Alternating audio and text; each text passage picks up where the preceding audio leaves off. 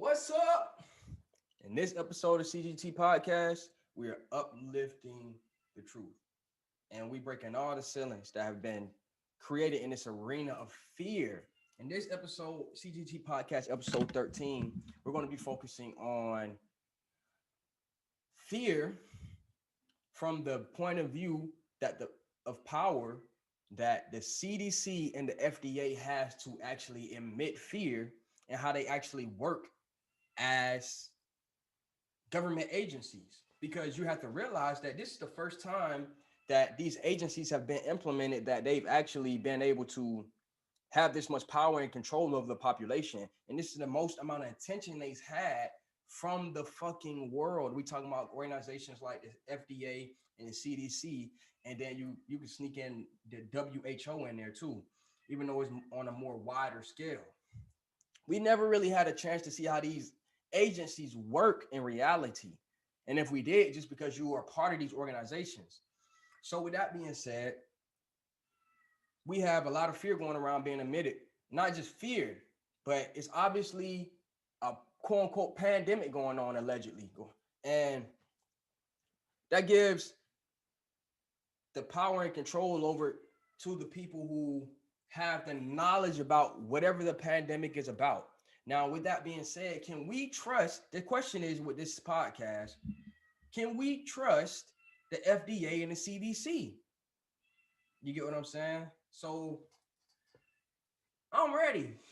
I already got my little roly-toly. So when y'all entertain, I can be entertained too. With this being said, I want y'all to know, most of these podcasts, when I'm watching these videos with y'all, I watch hella videos in any day. Only one or two out of the videos that I'm sharing on these podcasts I've already seen before. The rest of them, 9 times out of 10, I'm watching this at the same time that you're watching it, and I'm breaking it down. So in the previous episodes, I had recording problems. I won't have this time. It's going to be perfect because I really, really want to get this information out there. So recently, over the last couple of weeks, we've been hearing Operation Warp Speed, Warp Speed, Warp Speed. And I'm going to pop it off right there because this Operation Warp Speed that we're speaking on, or the government is putting together, is something that people are speaking on social media, and the average everyday person, they're not really understanding the circumstances that we're under. It's not something that you should be fearful of. As a matter of fact, it's something that you should be like paying very, very close attention to, because you control the reality. You control your own reality. So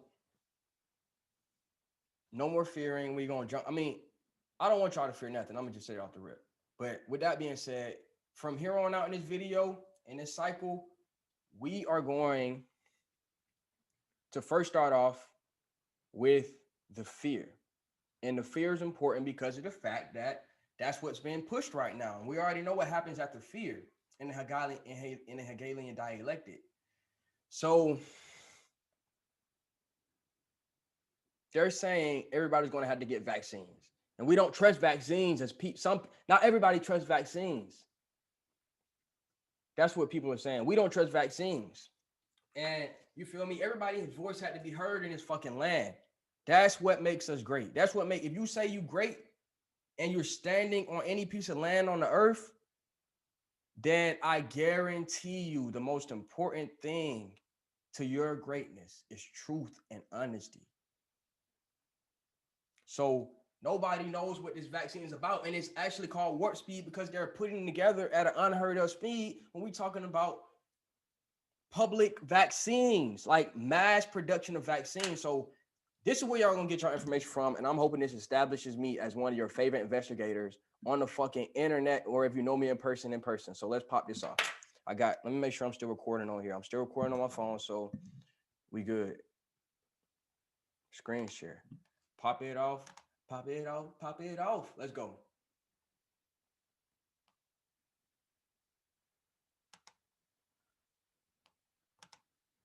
Wait.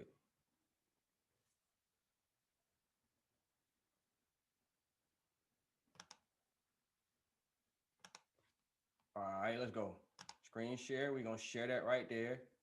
I'm in the corner over here. Let me make myself a little bit bigger because I am the star of this little pod. So with that being said, we're going to pop it off right here. So I got a lot of stuff up here loaded. Let me move this down. So we're gonna start over here where we talking about Operation Warp Speed. So I did the due diligence of going to the hhs.gov, which I honestly didn't take the due diligence of looking up the fuck that meant, but obviously it has something to do with the coronavirus. I don't want to sound stupid, but I'm gonna just say that. But anyway, so I'm gonna just say that. Anyway, let's move over here. We're gonna start it off like this. Operation Warp Speed's goal is to produce and deliver 300 million doses of safe and effective vaccines, with the initial doses available by January 2021. Now, in the previous video, I spoke on something else that's happening in January 2021, but you can go back and look at that. That was in the previous video that I did about the Great Reset. Available by January 2021, as a part of a broader strategy to accelerate the development, manufacturing, and distribution of the COVID-19 vaccines, therapeutics, and diagnostics, collectively known as countermeasures. So whenever you hear countermeasures and you're talking to the government at this point in time, they're talking about COVID-19 vaccines, the COVID-19 therapeutics, and the COVID-19 diagnostics. So you get what I'm saying? I can read all this, and I'm going to read most of it, but then at the bottom of it, it has a video. So I wanted to share that with y'all too. It says, how will this be accomplished? It says the Warp Speed will be accomplished by investing in and coordinating countermeasure development. OWS will allow countermeasures such as vaccines to be delivered to patients more rapidly while adhering to standards for safety and efficiency. Okay, but who's going to be regulating that this actually is happening? That's the first question I have right now. And if you are a good investigator, you will have that same question. Who's going to regulate the part where it says while adhering to standards for safety and efficiency? Okay, next it says, who's working on Operation Warp Speed? Operation Warp Speed is a partnership among components of the Department of Health and Human Services, which is where I get the HHS at, which is what this website is called. I'm sorry, I'm struggling with that shit for some reason. Including the Centers for Disease Control Prevention, the National Institute of Health, which I fuck with them, but I don't think they as corrupt as all these other motherfuckers. But I don't know. I'm not going to say that. I have not been on their ass the same way that I've been on these other motherfuckers' ass. The Biochemical Advanced Research and Development Authority and the Department of Defense. So let's name this again. We talking about big bodies. We talking about big boys in this bitch. We talking about the Operation Warp Speed is comprised of the CDC, which we're talking about in this program, in this podcast, the National Institute of Health, the biomedical, I'm tripping. I wanted to be biochemical, but it's not. The Biomedical Advanced Research and Development Authority, the Department of Defense. So we talking about really 5 heavy hitters right now. We talking about a five-legged beast. And these are the government, what they call that shit. But these are the parts of the government that are in charge of Operation Warp Speed. Now I broke that down a little bit and I took it slow for you so you can understand that Operation Warp Speed is not just some group of random people in the military coming to you and telling you that this is their plan and shit. This is not just a military type shit, for one. And then on top of that, they don't have the only say-so and shit like this. Okay. So there's many people we got to be researching and studying this time. Operation Warp Speed engages with private firms also and other federal agencies. That's the word I was looking for earlier. Federal agencies, including the Department of Agriculture, the Department of Energy, the Department of Veteran Affairs, and the Department of Veteran Affairs, It will coordinate existing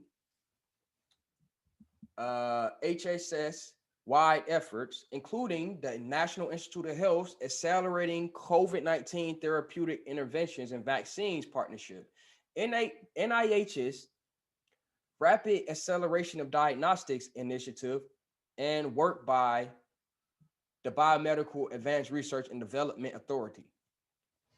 So these are the people who are working on operation. These are the agencies that are working on Operation Warp Speed right now. It's not just the military. So I'm not saying that should ease your fear anyway, because it's just the beginning. But I'm just stating to you the facts and words that they put in it. I'm not saying don't be prepared for shit. That's all. You always got to be prepared. But the fear gotta fucking stop. The fear mongering shit has to stop right. Right? Okay. Anyway, what's the plan? What's happened so far? This is the juicy part right now. So I think when I read this earlier, I think they broke this down into 4 different sections or 3 different sections. I'm gonna start it off like this. What's the plan and what's happened so far? So we talking about development. When they speak on development, when they talk about Operation Warp Speed, which is you get me, which is ran by the HHS and a group of other agencies. When they say development, any of these agencies say development, when it's talking about this, they mean to accelerate the development while maintaining standards for safety and efficiency. Operation Warp Speed has been selecting the most promising countermeasure candidates and providing coordinated government support. Now, who's to decide they're promising? For one, I'm not trying to. I myself, I just want to know this, and I have the right to know this shit. Who decided that these are promising countermeasures because they haven't been working? If this shit is accurate, is it they trying to make it seem? It hasn't been working at all. And if the virus that the COVID-19, if this is actually as undeadly as the science actually shows, then the promising countermeasures they're saying that the people that they have chosen to take, the promising countermeasures would have already worked, because the virus doesn't even kill. You have a 98% chance of living if you get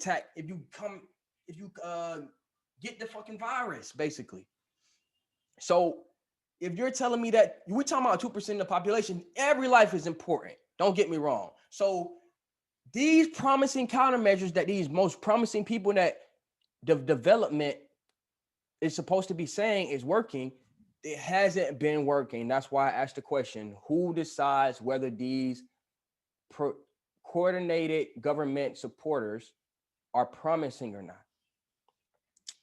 Protocols for the demonstration of safety and efficiency are being aligned, which will allow the trials to proceed more quickly, and the protocols for the trials will be overseen by the federal government, as opposed to the traditional private-public partnerships. I don't trust that, because the government, okay, I'm not going to put my own opinion in, I'm sorry. In which, as opposed to traditional public-private partnerships, in which pharmaceutical companies decide on their own protocols. That says a lot right there. Rather than eliminating steps from traditional development timelines, steps will proceed simultaneously, such as starting manufacturing of the vaccine at an industrial scale well before the demonstration of vaccine efficiency and safety as happens normally. This increases the financial risk, but not the product risk. And I want facts I want proof on that, just besides them saying it. And they give us a timeline. I'm gonna read the timeline. It says on March 30th, they announced $456 million in funds for Johnson & Johnson, a candidate for vaccines in phase 1 critical trials in Belgium. On July 24th, and in the US on July 27th, Janssen's Large-scale phase 3 clinical trial began on September 22nd, 2020, making them the fourth Operation Warp Speed candidate to enter phase 3 clinical trials to the United States. Up to 60,000 volunteers will be enrolled in the trial at up to nearly 215 clinical research sites in the United States and internationally. In April, HHA's made up to 483 million in support for available modernized candidate vaccines, which was in phase 1 at that time. And then on July 26th, it raised another additional 472 million to support the late stage clinical development of that same modernized candidate vaccine. Okay, we bubbling up now. Stay with me. You had to get these details. It's important because we're talking about cash now. The development of this shit is being, they said that, why is this important? They said this is a financial risk, but not a product risk. Now I can make 10 other fucking podcasts about that, just that section alone, because it's telling you the truth, but it's not showing you where it's leading you to. So I'm gonna do that for you. I'm gonna just keep naming the details until when I actually speak on something later, it'll hit it. So on July 31st, they announced approximately $2 billion in funds to support the advanced development, including clinical trials and large-scale manufacturing, of Safoni and GlaxoSmithKline's investigational adjuvanted vaccine. By funding the manufacturing effort, I wish y'all actually, by funding the manufacturing effort, the federal government will own approximately 100 million doses expected to result from the demonstration project. The adjuvanted vaccine doses could be used in clinical trials, or if the FDA authorizes use as an outline agency and guidance, the doses will be distributed as part of the COVID-19 vaccination campaign. Now, I'm gonna skip all the way down to November because this is where we at right now. November 10th, the HHS announced plans to allocate initial doses of Eli Lilly and company's investigational monoclonal antibody therapeutic Bomlavimab, don't know how to say that shit honestly, but it's this word right here, which received emergency use authorization from the FDA on November the 9th for the treatment of non-hospitalized patients with mild or moderate confirmed cases of COVID-19. So we talking about a disease that only kills less than 2% of the people that contract it, right? That's just very important to keep a hold on right now. We're talking about facts right now. Most people can recover from this virus. So when they say a data-driven system will ensure continued, as if they been doing this shit the right way the whole time, when I get into it later on, you're going to see they have it. You're going to see the deception. The continued fair and equitable distribution of these new products. Weekly allocations to state and territorial health departments will be proportionally based on confirmed COVID-19 cases in each state and territory over the previous 7 days, based on data hospitals and state health departments enter into the HHS Protect data collection platform to find out how much of the fucking product, which is the bomb, which is the medicine they saying can fucking, you feel me, stop the people who got it. This is the vaccination they're talking about, basically, has been allocated to specific states, territories, and jurisdictions. Visit the allocation dashboard to see more. So we got the development, then they got the manufacturing. They tell you how you can On this website, they tell you how they go about manufacture, how they want to go about manufacturing this product. You get what I'm saying? Now, all these facts I'm gonna come back to because I don't want y'all to get lost in the details. I'm gonna stop right there. I'm gonna go ahead and play something that's very important because one of the biggest, okay, let me go back to it one more time. We're talking about the facts, right? So the way they're making it seem, or in some people's mind, they're making it seem like this is something that has to be, this is vaccine is something that has to be taken by people all around the world. At some point in time, they're going to try to force this on your ass, right? Now, with that being said, I've already read certain, with me just talking about the development of it, right? This is the beginning stages of it, the development of it, which is basically saying they're trying to get it out to you as fast and efficient as possible while still going by the standards of the different agencies that are supposed to be coming together to make fucking Operation Warp Speed. Now, that doesn't mean there's a duality there. That could mean that there will actually be regulations put in place, and the people who are supposed to be making sure these standards are taken care of will be doing that, which is why they put them together. Or it could mean that this is another coup d'etat, or I don't know how this is another fucking invasion. And it's an invasion of these federal agencies. It's an invasion of these federal agencies. And then the people who have invaded them, they are in control of these certain decisions that need to be made when it comes to Operation Warp Speed. And then the other people in these agencies are just left reacting to that. Okay. So the biggest thing that you got to know right now is that COVID-19 vaccines are not mandatory. And there's two reasons I want to let you know that.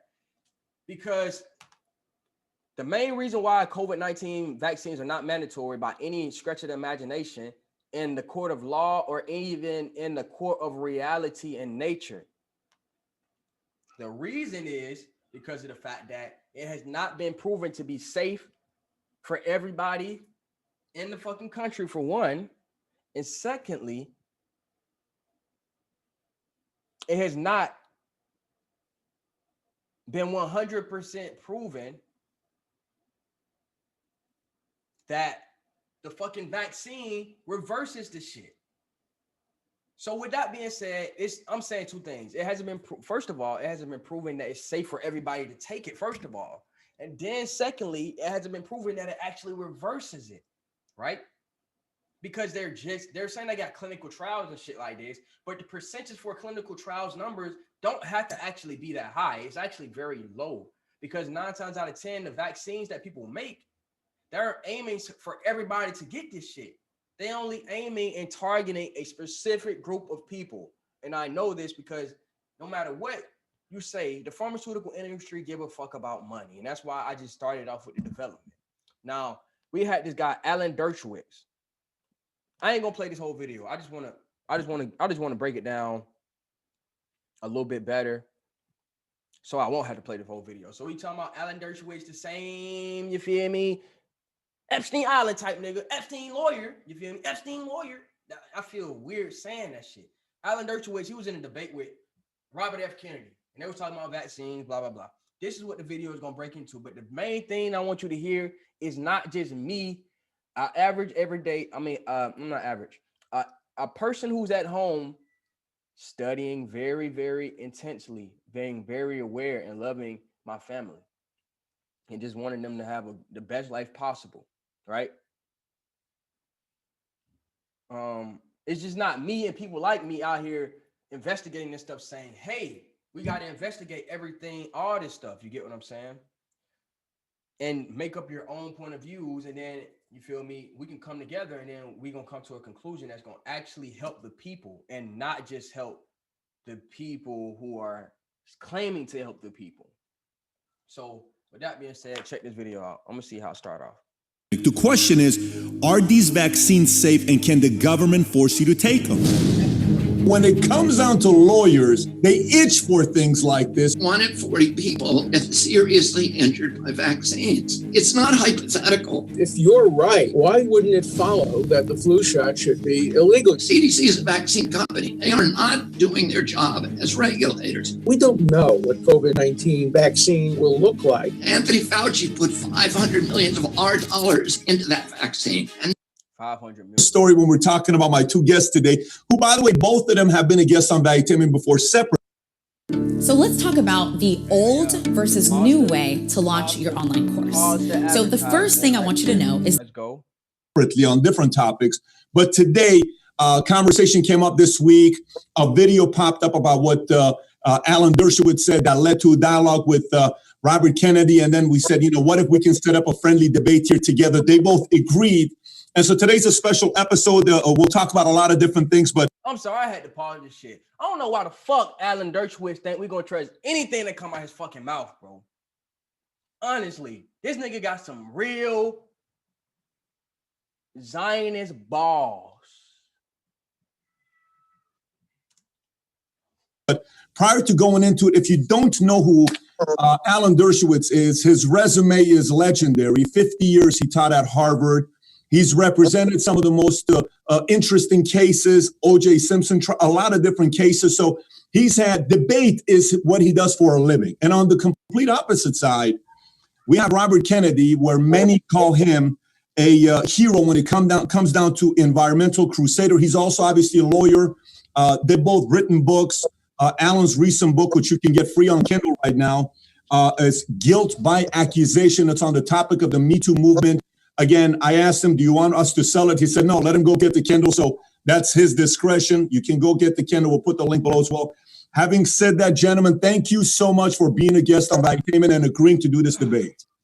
Psychology. thank you for having us, Patrick.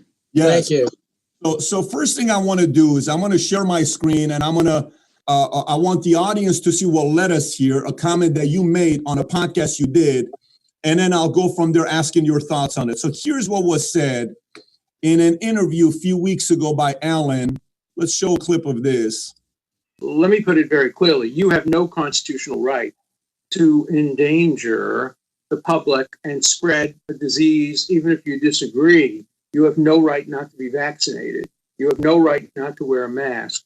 You have no right to open up your business. Wait, can I stop you? No right not to be vaccinated, meaning if they decide you have to be vaccinated, we have to be vaccinated? Absolutely. And if you refuse to be vaccinated, the state has the power to literally take you to a doctor's office and plunge a needle into your arm. I want y'all to notice something. He said the power, not the right. Now, in law, I don't know if I don't know. I don't study, I'm gonna be real. I'm not into that Black's Law Dictionary shit like I used to be. But he said power, not rights. Yeah, nigga got the power. They got a whole fucking army, but do they have the constitutional right to do that shit? That's what we're gonna get into it. Where is that in the Constitution? To prevent, if the vaccination is designed to prevent the spreading disease. If the vaccination is only to prevent a disease that you will get, for example, if there's a disease that will kill you, you have the right to refuse that, but you have no right to refuse to be vaccinated against a contagious disease. Public health, the police power of the Constitution, gives the state the power to compel that, and there are cases in the United States Supreme Court. So now that interview goes for a while, so let me bring you back to us here. Alan, those are some strong statements you made. Obviously, his reaction, a lot of people's reactions. Has your position changed since making those statements on that interview? The statements I made on the interview were professional statements based on reading Supreme Court cases, not expressing personal views. They were I have strong personal views, but my constitutional views haven't changed at all. Let me be very clear. I don't think this issue is going to come up in the near future, because right now the New York Times has a big story today in which they talk about how there's going to be a limited number of vaccines and people are going to be waiting online to get them. So the issue is not going to be confronted as to mandatory vaccines. Having said that, I want to just pause for 1 second and say how important this debate is and how privileged I am to participate in it with so distinguished a conversationalist as Robert Kennedy. I, of course, knew his father. I had actually been offered a job to work with his father when he was Attorney General, but Harvard offered me a job, and I decided to perform an important function by raising and would say, if there is a safe, and that's crucially important, we'll probably agree on more things than people will be surprised at our level of agreement. But on the issue of constitutionality, I am confident that this Supreme Court would follow Supreme Court precedent from 1905 and would say, if there is a safe, and that's crucially important, effective measure that could significantly reduce the contagious impact of a deadly disease like the current pandemic virus, that the state would have the power to either directly. I'm going to say this, bro. Yes, the disease is deadly.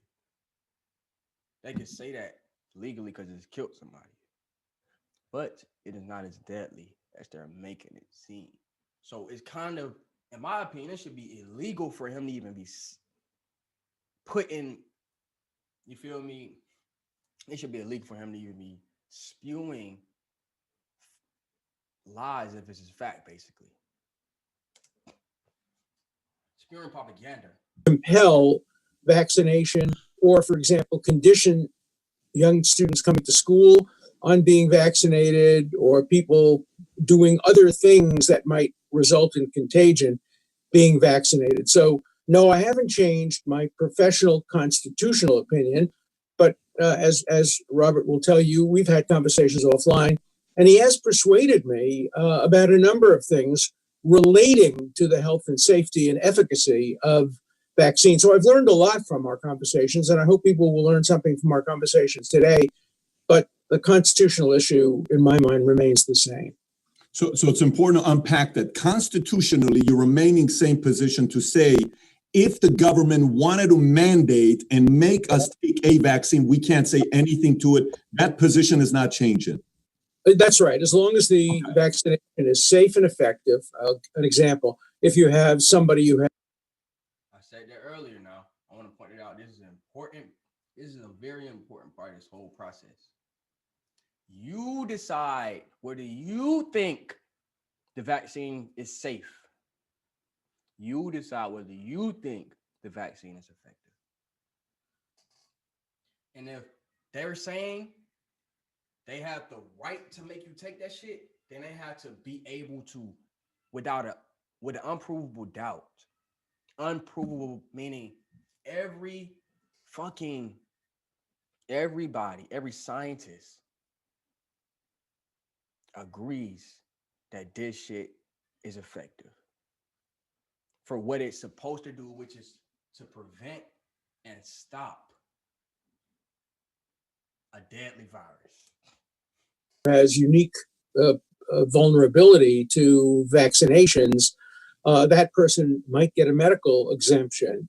The issue of religious exemption is something the courts have considered. Most recently, the Supreme Court did, just in the last day or two, create religious exemptions for private schools, religious schools, in terms of whether employment laws operate on religious schools. So we would have to see what the court would say about religious exemptions. But as a general matter, a healthy person who simply has an ideological objection to vaccinations as such, not to this particular vaccination because of health reasons or vulnerability, the Supreme Court would, I predict, hold that the state could, in one way or another, compel vaccination either directly or as a condition of people engaging in public activities or activities that could create contagion. Yeah, that's my position.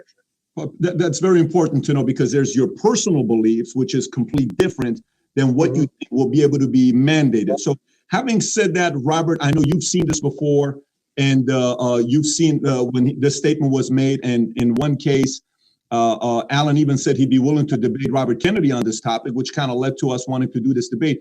What was your initial reaction of watching what Alan said And what has changed since you and him have had calls together offline?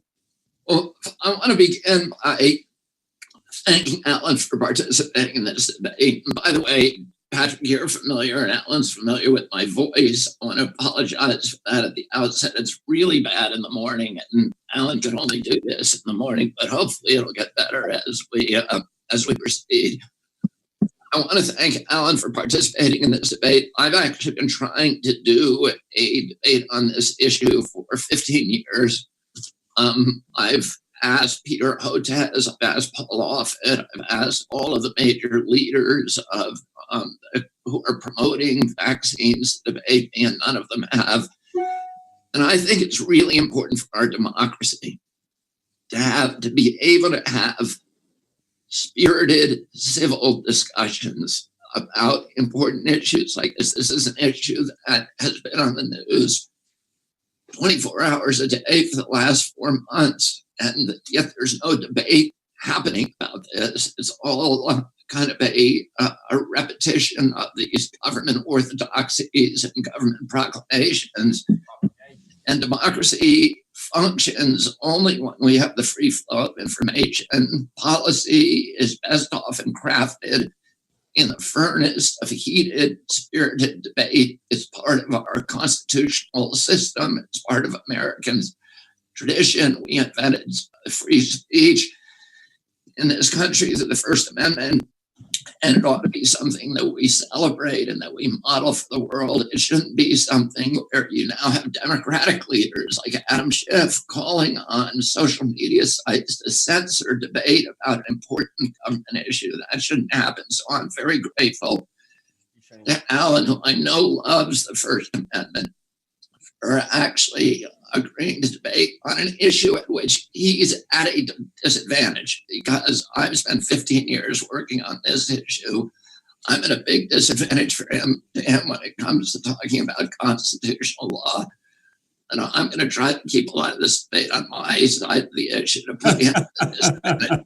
Oh, let me start out by saying I don't agree with Alan's initial, and this is a very small disagreement because Alan and I have talked a lot offline, and I think we've come to a place where we really believe this is going to be a conversation, not a debate, because I think on most of the issues we are in agreement. And he made the qualifiers when he came up, and he said if it's safe, if it's effective.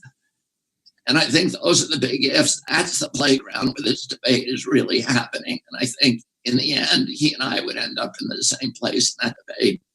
I will make a minor dispute, which is the Jacobson case, which was decided in 1905, was not a case where the state was claiming the power to go into somebody's home and plunge a needle into their arm, kick down their door, and take them by force. And with that being said, there's never been a case like that in the history of fucking America that I know of, at least, besides it being, you feel me, illegal. If that happened, it was illegal, and it should have been punishable. It should have been punishable.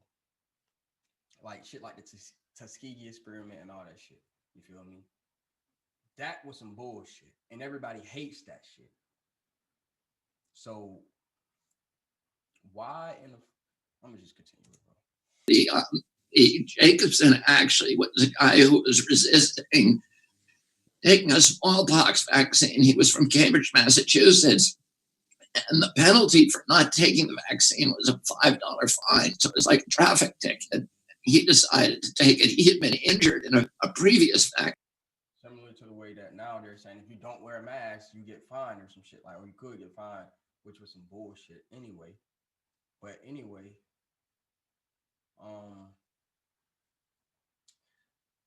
what was I about to say? Oh yeah. So they only fined you for that, quote unquote. And that's the same thing like he's speaking on right now. Vaccines. I didn't want to take this one. He took the case to the Supreme Court. He lost, and the remedy was he paid a $5 fine. So I think it's there's a big constitutional chasm between, that remedy, which is paying a fine, and actually going in and holding somebody down and forcibly injecting them. And I'm not convinced that the Supreme Court of the United States at this point would uphold that kind of law 9-0 or 8-1 at all. So let me just say that. Let me now go to the initial place where I think we're in agreement.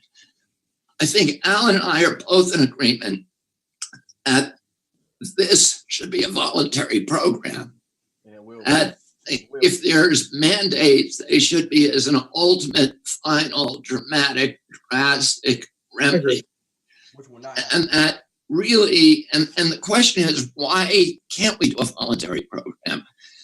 When Alan and I were kids, people wanted to get vaccinated. There was no fear of the state administration of polio vaccines, and people had a tremendous trust in our health regulatory officials. And today, that trust has evaporated to the extent where now 50% of the people who are polled. All right, I want y'all to see this chart too. Let me move this out of the way. It says an alleged new AP poll finds that roughly half of Americans say they would get a vaccine for COVID-19, but many are uncertain or refuse to do so. African Americans, Hispanics, and young adults and Republicans are less likely or pretty much not going to get the vaccination.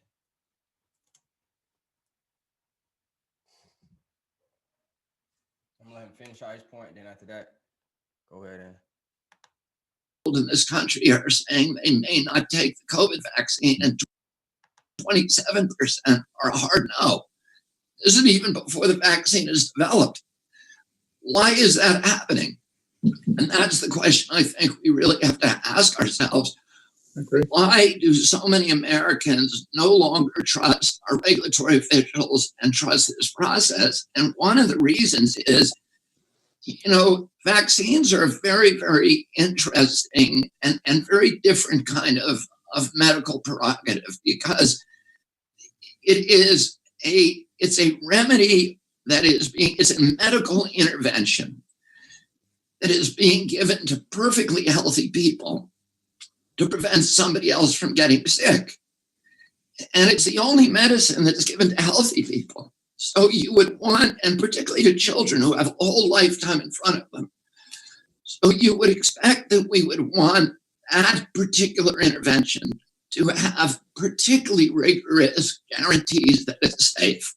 Because you're saying to somebody, we are going to make you make this sacrifice for the greater good. You have no health problems. You have zero risk of this disease. We are going to force you to undergo a medical intervention. And our side of the bargain should be, we want this to be completely safe. And in fact, what we know about vaccines, and this is from HHS's own studies, a 2010 study by the Agency for Healthcare Research. My name is Scott Harrison. My bad. Just listen. This is my wife, my son. My bad. I was commissioned to look at vaccine injury because CDC for many years had been saying vaccine injury only occurs 1 in a million.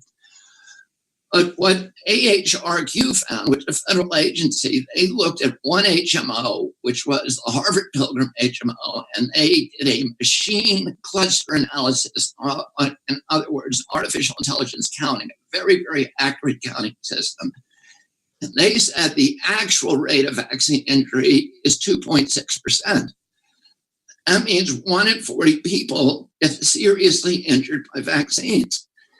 And do we want to then do? That's more people that's more people who died from the fucking COVID, who actually died from COVID, not just other symptoms. That's more. So we're talking about healthy people being injected with something that could possibly, literally, severely injure them. Think about this. So from there, we're just gonna try to find I've already done the due diligence for you on the podcast, of course, because this is the podcast. I don't want you to be all over the place. Got you. Of looking up sources to see what's up with what's been the news on the COVID-19 testing? First of all, we're gonna start with the testing. Because we're talking about if these people can come in your house and all this stuff, they would have to have non-stop, undeniable, like 100% complete evidence that this virus is deadly for one, and then on top of that, that the vaccine they trying to stick inside of you is not deadly to you, and then on top of that, that it actually reverses, cures, and prevents COVID-19, which is, hey, there's no science out there. I'm sorry, I've done the research and I'm gonna pop it off like this. So we're looking at news sites, local news sites, okay? Not saying they're not compromised either, but we just want to look at what the people got to say. Maryland coronavirus test trouble is very close to a cover-up, the senator says. So we talking about in Maryland, right? Critics are claiming the Hogan administration kept quiet about this expensive shortcomings in COVID-19. So in this article, we talking about a governor who is being accused of keeping quiet about pretty much buying crappy COVID-19 tests that give you false negatives or positive, pretty much doesn't work. And they spent how much money on this? $9 million, right? Now, it says the FDA changed the authorization test, Hogan said. There was an emergency use authorization at the time we acquired those tests. We were the only state in America to have them. We did then switch out to a faster, quote unquote, upgraded test that met the FDA standards. Now, the FDA, once again, is responsible for these standards. And when we talk about standards, we're talking about in terms of the test to even decide whether you actually have COVID. So we got one article right here in Maryland that's saying most processing has been moved to a private lab that just secured a $43 million contract. So we talking about money. We just previously showed you the development where I was telling you earlier on the page where we was talking about the hhs.gov, right? Now I'm showing you this article. Wait, where is that? Yeah. Now I'm sharing you this I'm sharing this article with you that's showing you that a $43 million contract has been given to a private laboratory. We don't know what this laboratory does, but it's been given just simply for the city or the state of Maryland alone. On Friday, Hogan announced that 375,000 of the 500,000 Korean tests have been used, and that the remaining 125,000 will be given at the state's community-based testing sites and nursing homes before the end of the year. So we're trying to figure something out. You're saying that this has already been proven to be a flawed test, and you're still going to give them out. And what they're saying is when they say community-based testing, they talking about inner cities, bro. They talking about places where they don't really, they're talking about places where they really don't give a fuck about COVID. They really, in reality, they just trust in what the news is saying. So we got that out the way. That's one article. It's saying that the testing is, you feel me, inaccurate. Now we at ctmirror.org. 10 years of trusted journalism. 10 years of trusted journalism. Okay. I don't know. We're going to see what they got to say. Rapid testing is less accurate than the government admits. When was this article published? November 19, 2020. Okay. The promise of antigen tests emerged like a miracle this summer. With repeated use, the theory went, these rapid and cheap coronavirus tests will identify highly infectious people while giving healthy Americans a green light to return to their offices, schools, and restaurants. Everybody loves shit like that in America, right? All the sheep, all the bots. They love that shit. pop it off. That's what they said. They said healthy Americans will get the green light to go back to their normal American lives. The idea of the on-the-spot test with near instant results was an appealing alternative to the slow lab-based testing that couldn't meet the public demand. Public demand of 4 people in the lines. If I was to actually, I live in a city. If I was to show you the amount of people that be in these lines, bro, what are they talking about the public demand? So are you saying that the millions of dollars that these states and cities are spending on these tests are still not able to keep up with 10 people, maximum of 30 people getting tested a day? Even if it's a more accurate, slow but more accurate process, we're gonna see what they got to say. Back to the article. By September, the U.S. Department of Health and Human Services had purchased more than 150 million tests for nursing homes, schools, spending more than nursing homes and schools, spending more than what? $760 million. Okay.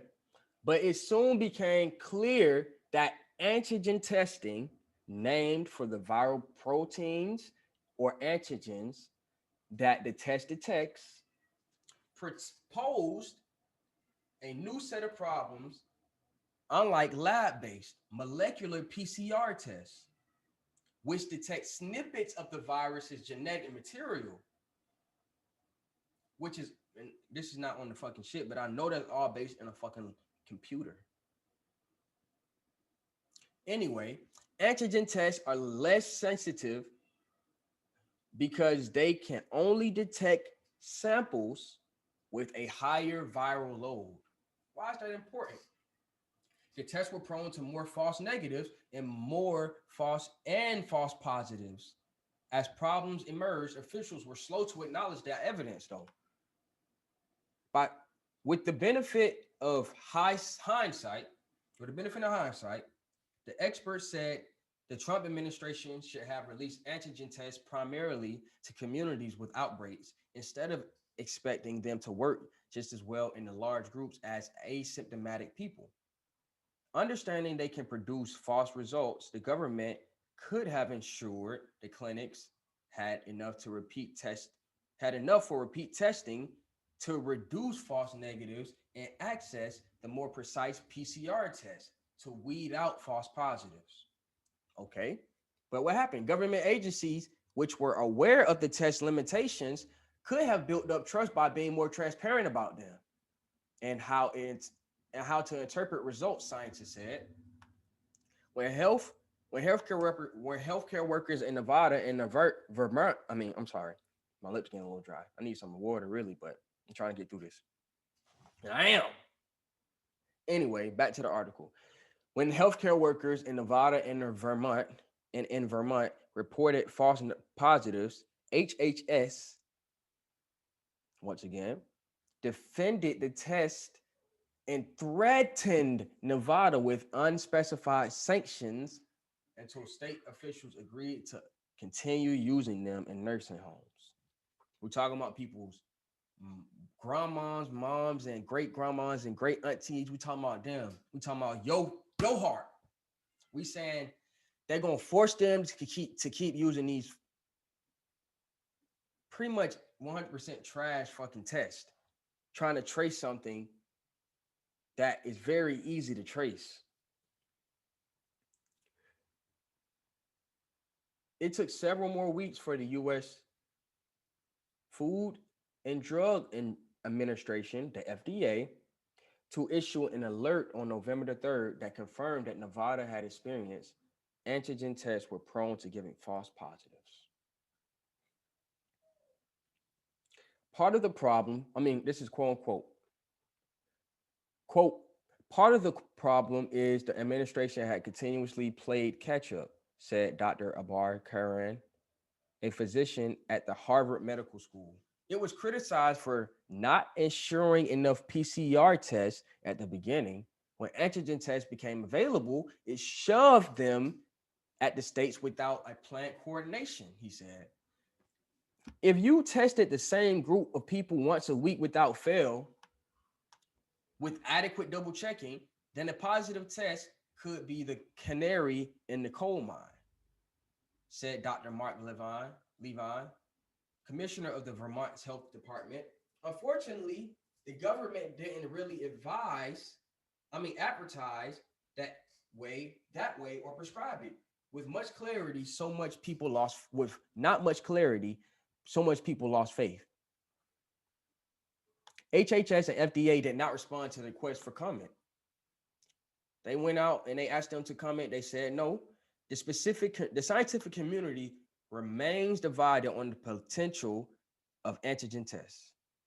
So with that being said, we already can cancel out the fact that they can mandate the fucking test, because we already got so much conflict on the test. I mean, they can mandate the vaccine because they already have so much conflict on the test itself that it could be flipped on you and maybe say, oh yeah, we're mandating it because the tests are flawed. And then at that point, we don't know who really has it. So everybody got to take the vaccine. Maybe that's what they're trying to do. But that's the only route they can actually take from this point. And even that route is not going to fucking work because it can't be proven. So with that being said,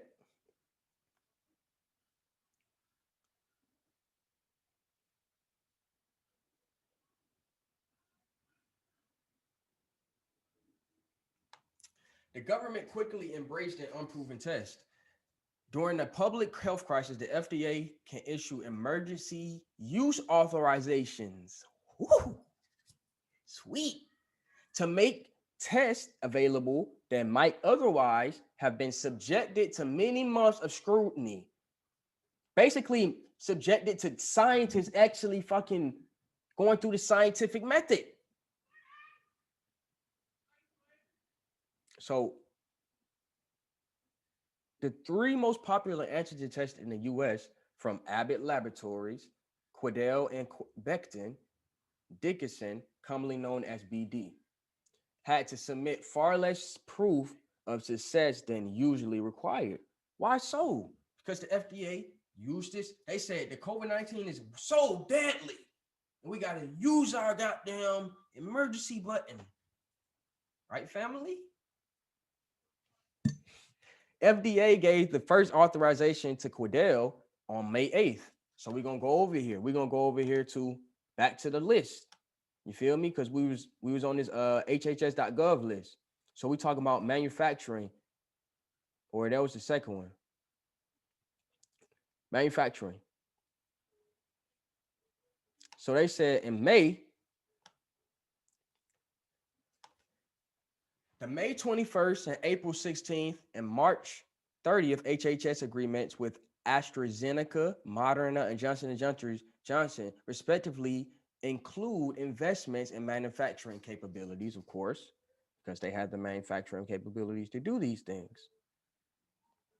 If it was necessary, quote unquote, allegedly or supposedly, HHS announced a task order with Emergent Biosolutions to advance domestic manufacturing capabilities and capacities for potential COVID-19 vaccine, as well as therapeutics, worth approximately $628 million using Emergent BARDA-supported Center for Innovation and Advanced Department in Manufacturing. Okay, we're going back over here. We're going to go down to distribution. On May 12th, the Department of Defense and the HHS announced a $138 million contract with Apiject for more than 100 million pre-filled syringes for distribution across the United States by the year end of 2020, as well as the development of manufacturing capacity for the ultimate production goal of over 500 million pre-filled syringes in 2021. Okay. That's interesting, right? It's very interesting. They put a lot of money into this. A lot of money into this. And it's all gone to behemoths who we've had to bail out before a couple times, but it's okay. They're going to behemoths, right? Now that's questionable. We're gonna go back over here. I'm gonna try to finish out. I'm gonna try to lead y'all down this path right. The FDA gave the first authorization to Quidel in May 8th based on data from 209 positive and negative samples. BD got its permit July 2nd with a total of 226 samples, and Abbott in late August with 102 samples. Outside of a pandemic, the agency might otherwise have required hundreds more samples. In 2018, BD's antigen test for the flu provided data on 736 samples. Compare that to what I just said of 226. Now we're talking about mandating, right? We want to break all this fear shit down. They talking about, oh shit, we got proof. Nigga, it's not even near, they still haven't figured out the flu shit. So they talking about they trying to do this by the end of the year. That's a fucking propaganda scheme. And they can't do it by the end of the year. That is all a propaganda scheme. And that's all a advertisement for the people who I'm about to tell you are investing into this fucking vaccine. If they can't convince you that it's mandatory, they're gonna make their money back one way or another, bro. Or this country, quote unquote, gonna go through the face ass. There's no excuse for the small pool of data, particularly for Abbott. Pentagon said at the start of the pandemic, the FDA authorized PCR tests based on as few as 60 samples because it was difficult to find confirmed cases.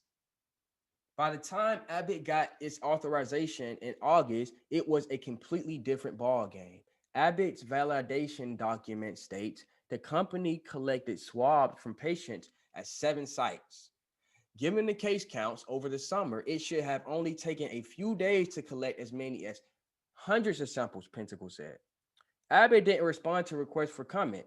Quidel pointed ProPublica to an article, the New England Journal of Medicine, that explained how regular antigen testing can contain the pandemic by identifying those who are most infectious. So that's the whole plan this whole time. They say we have full confidence in the performance of our test. Christian Cardinal, BD's vice president of global communications, said in an email, BD completed one of the most geographically broad clinical tests for any antigen test on the market. She added by collecting and analyzing 226 samples from 21 different clinical trial sites across 11 states. That's still not enough, in my opinion, but we're going to continue. The day after the Abbott test was authorized, HHS placed a huge bet on it, buying 150 million tests, right? Then it gave institutions like nursing homes advice on how to use them off-label in any way in which they were untested and proven, right? The 3 tests were authorized for the most straightforward cases. People with COVID-19 symptoms in the first week of the symptoms, that's how they were validated, okay? They produced virtually no false positives that way and were 84 to 97% as sensitive as lab tests, right? Meaning they caught the range of the samples deemed positive by PCR. Yet HHS allowed their use for large scale asymptomatic screening without fully exploring the consequences. Again, Pingrove said. A recent study, not yet peer-reviewed, found that Quidel detected over 80% of cases when used on asymptomatic people and those with known exposures by the virus, but only 32 among people without it. Think about that. That's not enough. Only 32 So if I don't come to you and I already got a sick, like a flu or something like that. If I already got let's say I come to you and I got the flu, then you will say I got the COVID, right? But if I don't got the flu, then your test obviously, man, come on. Your test are saying pretty much they can't detect it. It's undetectable unless you have symptoms. With that being said, that's just like most viruses that's even when they are activated, they don't kill you. And they can only be activated in certain situations.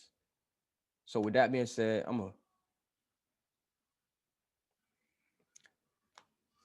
go down, try to read this fast. Be prepared for some pressure as antigen tests began to give false positive results in nursing homes. State public health officials in Vermont and Nevada pushed back, but HHS officials overruled their concerns and pressured them to keep using the test. Meaning they don't. Okay. We already know that's illegal. If we can get these people in a courtroom, bro, or even if we can just get some type of fucking justice out of somewhere in this country, I know somebody got the heart and balls to make this shit happen. What I want is to make these people heard, bro. That's it. In July, an urgent care clinic in Manchester, Vermont, discovered that of 64 patients, mostly asymptomatic, who the Quidel test said were positive, only 4, all symptomatic, got a positive PCR result, as reported by the fucking Vermont shit. Quidel said the fault lay with the PCR test. The FDA also pointed a finger at the PCR without any foundation of evidence, Levine said, the state health commissioner told ProPublica. So that's it, bro. If y'all want to read the rest of this article,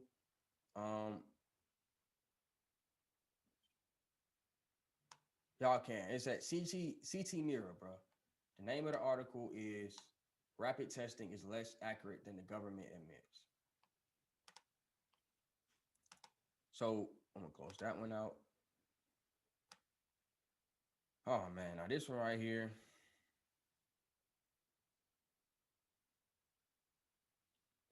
This one right here is where it's at.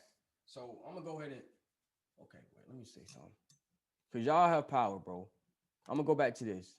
I don't want to skip all over the place, but I want to show y'all that y'all have powers. Everybody knows that Zoom has blown up recently. I'm sure a lot of people have probably made money by investing in Zoom. And this is just the public. This is what I can find public. I'm pretty sure people are doing it here, but this is a man in Germany who is literally suing his government.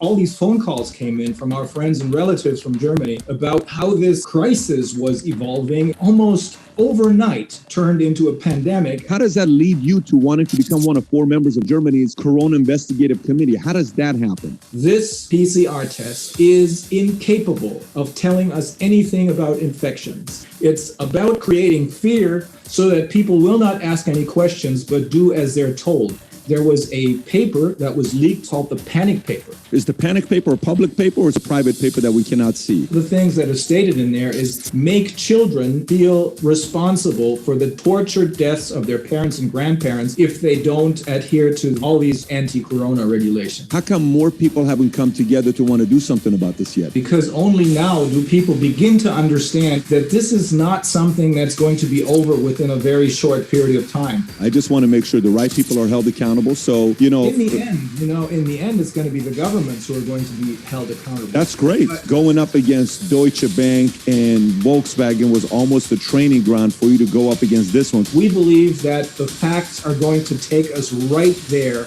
to the people who are actually responsible. Not just to the puppets, the marionettes, but to the people who are really pulling the strings.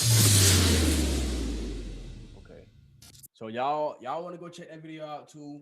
It's on Valuetainment. It's called German Lawyer Sues the World Over Coronavirus. With that being said, you need to be on that wave too.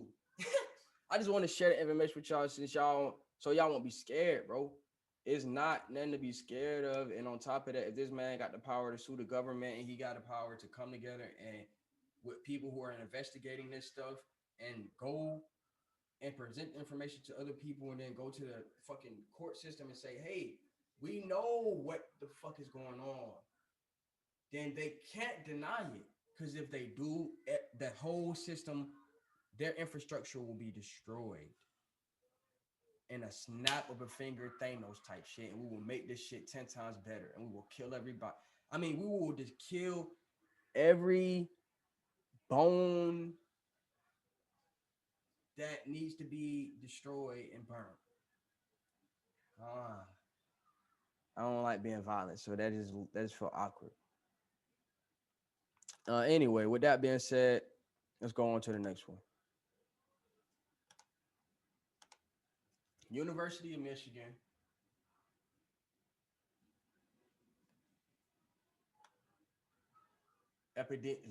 University of Michigan epidemiologist leads FDA COVID vaccine advisory committee.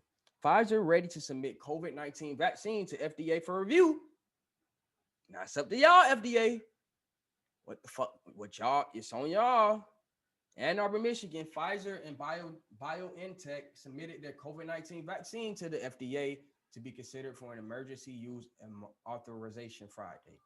The massive amount of data that has been collected through the clinical trials will be scrutinized by the scientists of the FDA and critical committee of advisors.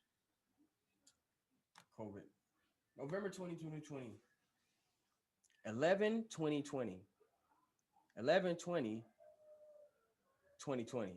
Michigan coronavirus cases to 295,177. Death toll now at 8,377.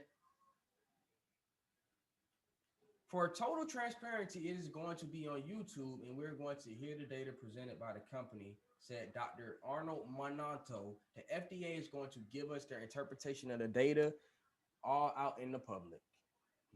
That's what we need, right? They're going to do it in the public, supposedly. Monto is the world-renowned expert in infectious disease prevention and vaccine effectiveness. In 2008, he showed local for his flu lab at the University of Michigan School of Public Health. He will lead the committee that will advise the FDA on whether or not to grant an emergency use authorization for any coronavirus vaccine, right? So we're talking about this guy, Monto.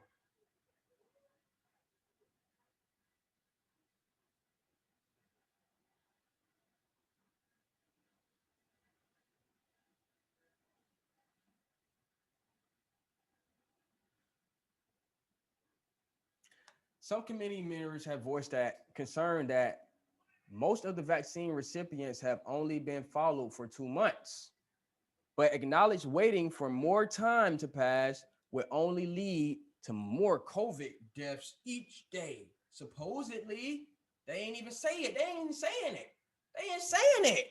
They lying, propagating, because they don't know that. That is the only issue I think is floating around here, Monto said. Is it really?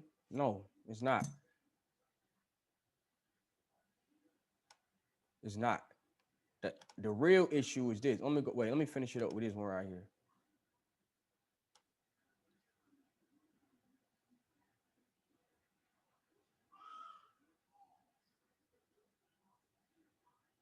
Let me see if I actually had some.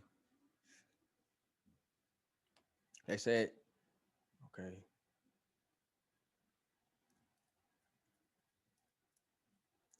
Pfizer plans to produce 50 million vaccine doses this year and 1.3 billion doses in 2021.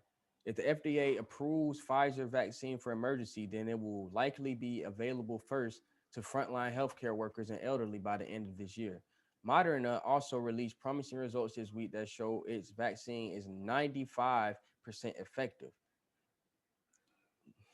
I don't see the evidence. They just saying this. The company is expected to file its own emergency use authorization request with the FDA soon. The vaccines cannot be approved fast enough for concerned Americans, quote unquote, as infections are climbing across the country right now. Supposedly, the United States recorded 185,095 new coronavirus cases and 2,015 deaths. Thursday, bringing the total to more than 11.5 million cases and 251,705 deaths. They going hard on this coronavirus shit. Why you think they ain't talking about the kids and shit? Damn, that's crazy. Hey, I just thought about that shit. Damn, they going hard about that COVID. I wonder why. So everybody out there who's scared, you don't have to be scared, bro. They're trying to do everything they can to convince you and your spirit, which is the only thing that matters, that this is somehow safe and effective, when you cannot in no way possible prove that a disease. First of all, the tests have been flawed, so you can't even prove that the people who you're saying are asymptomatic can actually have it. You can't prove that. That's one thing. Secondly, I just want to say this. They are going to make this voluntary.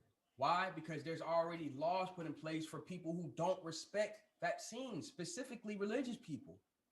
So if you're a Christian, or if you believe in Christianity, or if you're just any type of, if you were any type of devout religion that goes against and vows against injecting stuff inside of your skin, and this has been acknowledged by law, then you don't have to get the fucking COVID-19. And why am I saying this? Because it's proven that, like, they saying, not all pastors and shit are bullshit. I'm not saying most of them are. Don't get me wrong. But this nigga right here, Real G, what he say? A daycare closed its doors after refusing to follow the governor's new mask mandate. There is a sign now posted outside the Fairlawn Christian Academy that says permanently closed for business by order of by Governor Northam, a fascist state of Virginia, in the fascist state of Virginia. Okay. I'm gonna play this video because it's the news. You already know that how trying to flip it.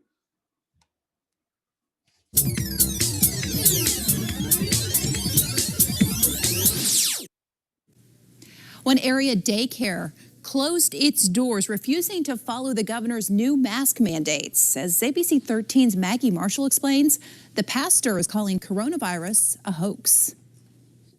Outside of Fairlawn Christian Academy in Pulaski, you'll now see this. If you call their office, due to the changes in Governor Northam's executive orders, both facilities are closed as of November 18th, 2020. A parent who asked to remain anonymous sent ABC 13 this letter she received on Monday. It states a teacher tested positive for COVID-19, but that administration felt it wasn't true and would not close. The letter says a 14-day quarantine would cost them $20,000 in profit.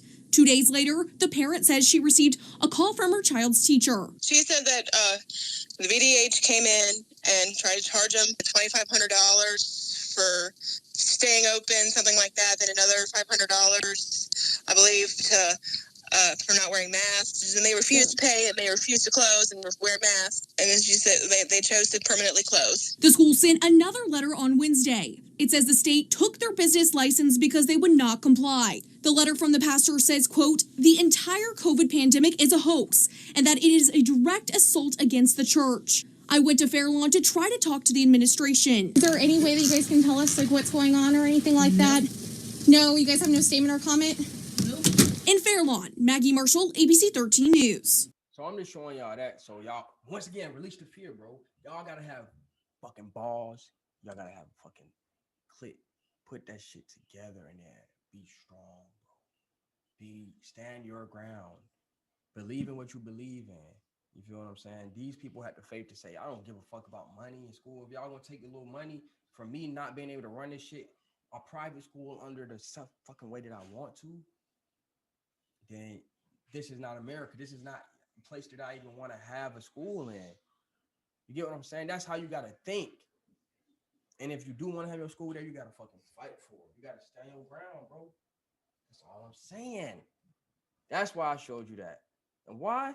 Why these people going so hard, bro? To even cancel out religions and all this religion, spirituality, health, like people getting outside and being able to connect with their source, people being able to get bread the way they need to, right? They're affecting all of this. And why are they going so hard? I think I know why. I'm gonna go to this website. Okay, slide up. What's the name of this? We on pogo.com. Corrupted Operation Warped Trust. It's a 7-minute read, okay?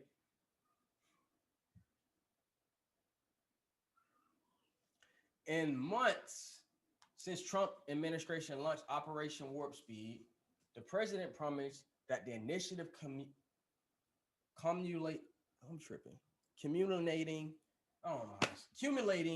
achievement, its initiative accumulating achievement, a COVID-19 vaccine would come by election day. Yet the very promise and the efforts administration officials made to fulfill it instead hindered the vaccine effort on the whole because of the fact that they're trying to speed it up. Americans are increasingly skeptical of the government's vaccine development and approval guidelines. Needless to say, there's not a vaccine yet. So as infection, blah, blah, blah, blah, blah, blah, blah, blah, blah, blah, blah, blah, the convalescent plasma debacle this summer landed a major blow at the pressure from Trump. The FDA Commissioner Stephen Hahn fumbled the messaging on the newly authorized COVID-19 treatment and exaggerated its effects. Wow. So I'm showing you that they're already setting it up to exaggerate this shit, and you can prove this. I'm not showing you this so you can just say, oh, I'm gonna be scared. I'm gonna say, so in the future, when you got the light, where you got the truth, right here. Go to these fucking websites, go to these articles, go online and research this shit right now. There's people out there who agree with you. And that don't mean that you a fucking sider. That means that you're looking for the truth. Do it truly make sense to your heart. So if more recent Trump's claims about the effectiveness of the Regeneron treatment he received while at the hospital with COVID-19 and how he can make it more widely available, his comments likely fed the public's perception that the drug approval process isn't entirely free of political influence. Of course it's not. The political pressure on career government scientists have been extensive. The Government Accountability Office is now investigating whether White House officials meddled in the work done by the FDA, quote unquote. That's what they looking at. Okay. And the CDC to respond to COVID-19. So somebody's looking at that, right? I don't know if I trust them. It should be more than one person. It should be more than one agency, more than one group, but we're going to see how it turns out. Public trust in the vaccine approval process is crucial. Of course it is. In order for the vaccine to be effective, it must be administered to as many people as possible, which of course may be a struggle if the public doesn't see it as trustworthy. Okay. Why don't they see it as trustworthy? And they got this section on here called deeply embedded corruption. If you set aside the bureaucratic infighting and the election year political pressure, there's still more to set the public ill at ease with those calling the shots in the effort to find a vaccine and treatment. Several officials with influence over the direct involvement in the development and approval of vaccines and treatment have ties to the pharmaceutical industry that could pose a conflict of interest and influence their judgment, or at least could appear to, or bring up question that the public should be able to have answered. Even the appearance of corruption is damaging, and especially so when the public's health and safety is at stake. It starts at the top with Moncef Slaoui, the co-leader of the Operation Warp Speed, with the administration's blessing, has refused to give up the $10 million in stock he owns, in his former company, GlaxoSmithKline. This all while GlaxoSmithKline and its partner Sanofi, will receive up to 2.1 billion from the government for vaccine development.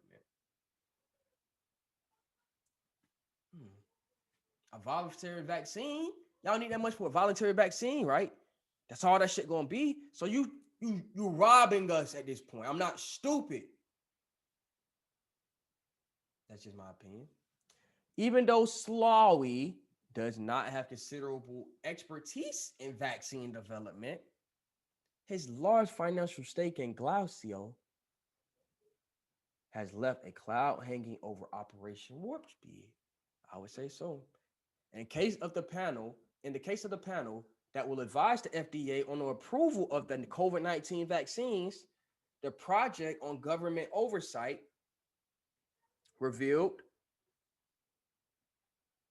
that some of the panel's members have a history of financial relationships with the companies developing the vaccines. So these grassroots investigators have their own website. It's called the Project on Government Oversight, right? It revealed that, okay, let's see what they revealed. Apparently, the FDA thinks it's mostly fine that some members have received tens of thousands of dollars from drug companies in the form of consulting fees, and compensation for travel and lodging. The agency has granted waivers allowing two committees members to participate despite having conflict of interest. It's not uncommon for administrations to tap former lobbyists for key positions in the federal government. But Pogo reported that revolving door between the pharmaceutical industry and health and human services has been swinging much more frequently under Trump. I don't think so. Maybe it has, maybe it haven't. I just want to say either way, I don't give a fuck. Nearly 30 of Trump's health and human services political appointees previously worked as lobbyists, and some have already gone back to lobbying. That's about as many as 4 years as President Barack Obama and George Bush combined nominated over the 16 years. Over 16. Okay, let me say that right because that's confusing. That's about as many in 4 years, okay, for that Donald Trump has done as President Barack Obama and George Bush combined over 16 years. But that doesn't matter in my opinion. It doesn't matter because we already know this is a game. It's a chess game. Although it's often hard to determine when officials' private sector ties influence their decisions, these conflicts can at least create the appearance of favoritism. Of course it does when there's fucking millions of people in America who can do this shit. Take the example of Alvogen. In August 2019, a drug company won its first contract with the Department of Health and Human Services, HHS, a deal worth up to $470 million to supply antiviral drugs for the Strategic National Stockpile. Alvogen happens to be a former lobbying client of Eric Hargan, the second highest ranking official at the department.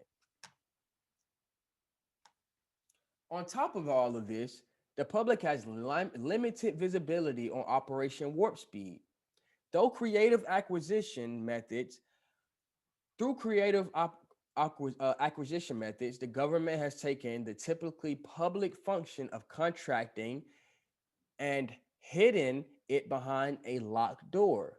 Instead of awarding contracts directly to some companies, Operation Warp Speed awards them through a contract management intermediary firm called Advanced Technology International, ATI, under an arrangement called Other Transaction Agreement.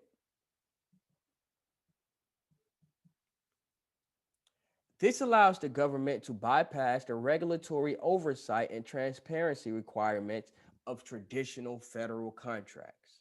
Transparency is particularly critical in a time of growing distrust of the vaccine process. That goes for the contracts and the vaccine making process itself.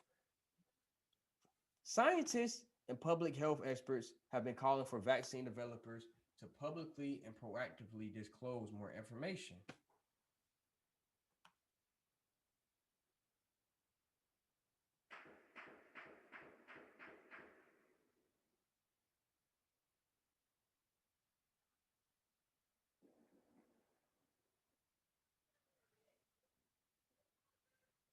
Let's see. Okay, drop past something opposite.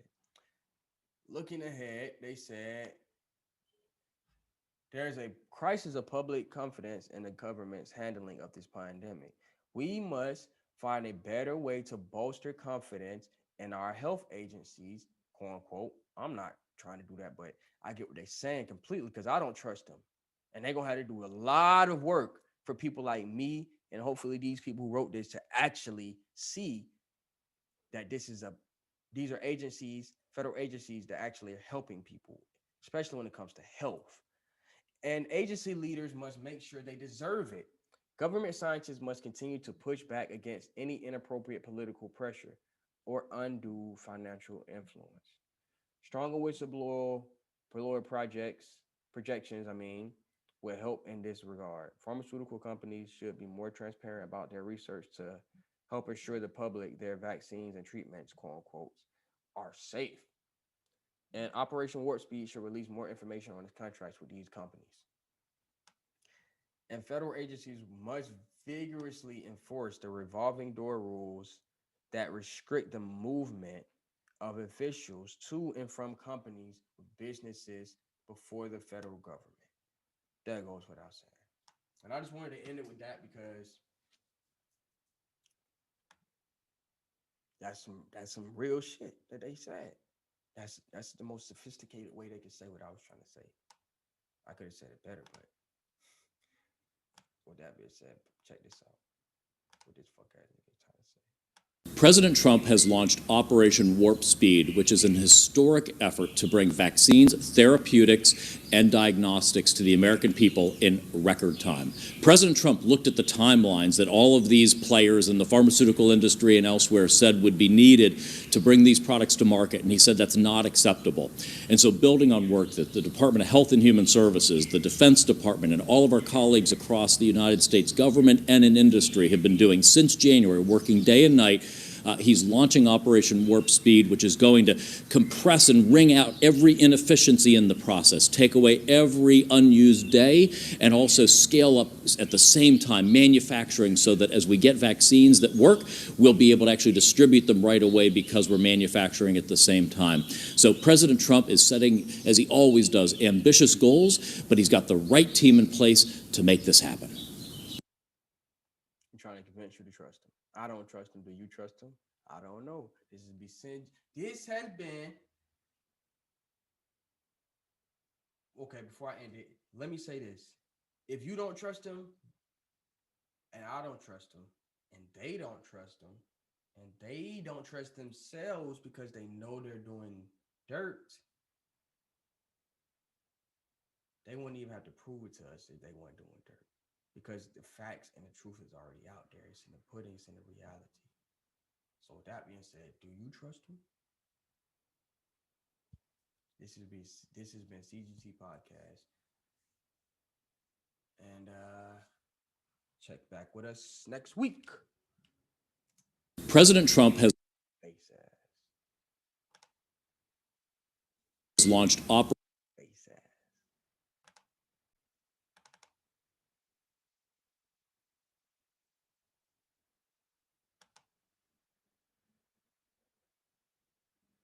Bye-bye.